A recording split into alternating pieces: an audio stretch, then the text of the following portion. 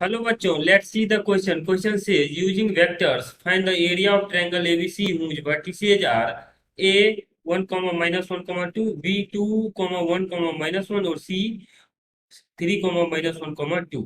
So the key concept for this question is, our key concept for this question is area of triangle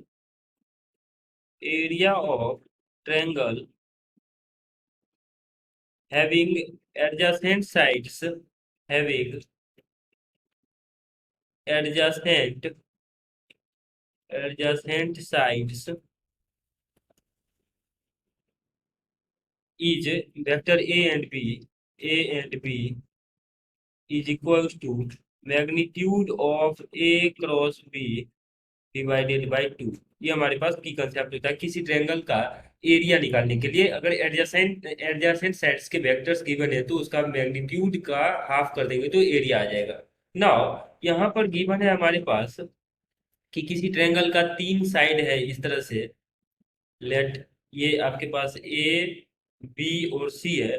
तो यहाँ से ए B vector अगर हम बना ले और यहाँ से ए सी वेक्टर, तो इसको ए अज्यूम कर लेते हैं, इसको बी अज्यूम कर लेते हैं. तो ए क्रॉस बी का मैग्नीट्यूड का हाफ करने से एरिया आ जाएगा. तो first upon A B vector जिसको हमने ए अज्यूम किया है वो आ जाएगा position vector of B minus position vector of A. तो बी माइनस से ए कर देते हैं तो 2 - 1 दैट इज आई कैप.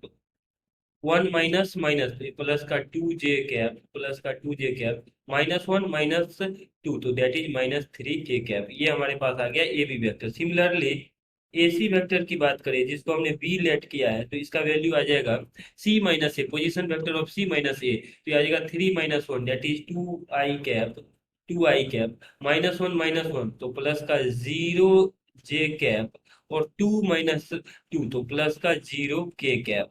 तो यहां से हमने ए और बी वेक्टर निकाल लिए जो कि गिवन ट्रायंगल के टू एडजेसेंट साइड से हैं. So now A cross B vector will be, A cross B आ जाएगा इसका. अगर हम क्रॉस प्रोडक्ट लें तो फर्स्ट रो में आई जे के आता है, सेकेंड रो में ए वेक्टर के कंपोनेंट के कोएफिशिएंट दैट इज 1 2 एंड -3 आ जाएगा, और थर्ड रो में 2 0 0 ऐसा आ जाएगा. इसको सिंप्लीफाई कर लेते हैं तो ये आ जाएगा, फर्स्ट रो के अकॉर्डिंग एक्सपेंड कर लेते हैं तो ये आ जाएगा I cap this multiplied by this minus this multiplied by this, तो 0 - 0 तो 0 ही आ जाएगा. ये minus J cap multiplied by, और ये आ जाएगा आपके पास 1 मल्टीप्लाइड बाय 0 तो 0, और माइनस यहाँ से आ जाएगा हमारे पास ये 2 - 3 दैट इज -6, और प्लस का के कैप अगर हम देखें के कैप के लिए तो ये आ जाएगा 1 मल्टीप्लाइड बाय 0 -2 × 2 दैट इज -4. इसको फर्दर सिंप्लीफाई करें तो ये आ जाएगा आपके पास 0 i कैप, और यहाँ से आ जाएगा हमारे पास.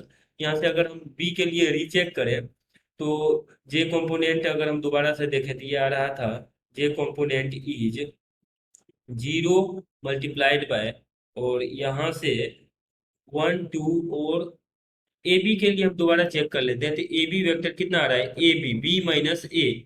तो बी माइनस ए करेंगे तो 2 - 1, ये तो सही है. 1 माइनस ये भी सही है, -1 दिस वन इज राइट. तो इसका वैल्यू आ जाएगा आपके पास.